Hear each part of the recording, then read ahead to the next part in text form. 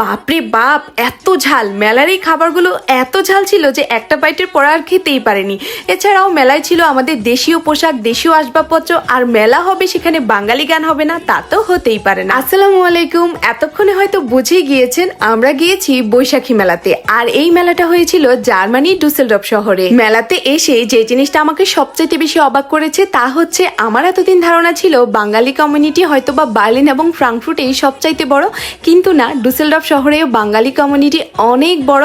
এই মেলাতে এসে এত এত দেশীয় মানুষ দেখে আমার কোনো অংশেই মনে হয়নি আমি বিদেশের মাটিতে। আর মেলাটাও বেশ অর্গানাইজ ছিল, সব ধরনের স্টল ছিল। এখানে ছিল আমাদের দেশীয় শুকনা খাবারগুলো, যেমন মুড়ি, চানাচুর। এছাড়াও আমি কিছু নকশি কাঁথাও দেখতে পেলাম। এই প্লেটাটা বেশ ইন্টারেস্টিং লাগতেছিল। এখানে ছিল ইলিশ মাছের মাথা, বিভিন্ন ধরনের ভর্তা এবং হচ্ছে পান্তা ভাত, আরো অনেক ধরনের খাবার ছিল। তবে আমার কাছে যেই খাবারে আমি দেখেছি সবকিছুই মনে হয়েছিল অনেক ঝাল হবে। মোটামুটি কিছু খাবার নিলাম, যেমন হচ্ছে সিঙ্গারা, রোল, ফুচকা এবং এই যে মোমোস গুলা। আমরা মোটামুটি সব খাবার নিয়ে চলে গিয়েছিলাম। এরপর হচ্ছে ট্রাই করার পালা। আচ্ছা বলে রাখি, এই মোমোস গুলো 1 পিস 2 ইউরো করে, অর্থাৎ একটা পিস বাংলাদেশি টাকায় প্রায় 250 টাকার মতো। এরপর আর কি খেতে গিয়ে আমার তো একদম নাজেহাল অবস্থা। মোমোজে এত ঝাল হয় আসলে আমার আইডিয়া ছিল না।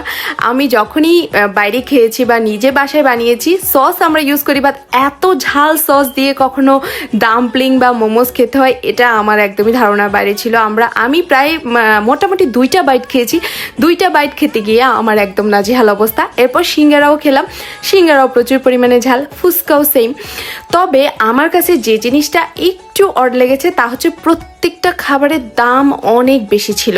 ফুচকার প্লেটা যদি বলি, ফুচকার প্লেটে আমাদেরকে 5টা ফুচকা দিয়েছিল, একটা ফুচকার দাম 1 ইউরো করে, প্রায় 150 টাকা। বাকি যে খাবারগুলো যেমন সিঙ্গারা, রোল, মোমো সবকিছুই ছিল 1 পিস 2 ইউরো করে। প্রাইসটা বিট হাই ছিল। এরপর চলে আসলাম ইনডোরে। ইনডোরের স্টলগুলো বেশ অর্গানাইজ ছিল। সালোয়ার কামিজ, শাড়ি থেকে শুরু করে সব ধরনের জুয়েলারির কালেকশন। আর ইনডোরেই ছিল কনসার্টের ব্যবস্থা। যে আপুটা গান গাচ্ছে বেশ সুন্দর গান করে, খুবই মিষ্টি গলা, অনেকক্ষণ আপুর গান শুনতেছিলাম, বেশ এনজয় করেছি। এরপর আর কি সব এনজয় করতে করতে আবার খিদে লেগে যায়, আবার একটু খাওয়া দাওয়া করি।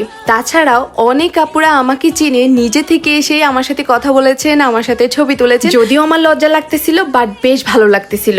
যখনই কেউ আমাকে ব্লগার হিসাবে চিনেন, আমার সাথে এসে কথা বলেন যে আপনার ব্লগ আমি দেখি, তখন আসলে এত ভালো লাগে যে মনে হয় এতদিনের কষ্ট আমার সার্থক। যাই হোক, ধন্যবাদ আপুদের নিজ থেকে এসে আমার সাথে কথা বলার জন্য। আজকে এই পর্যন্তই। আশা করি আমার ব্লগটা আপনাদের ভালো লেগেছে। ভালো লাগলে অবশ্যই কমেন্ট করে জানাতে ভুলবেন না।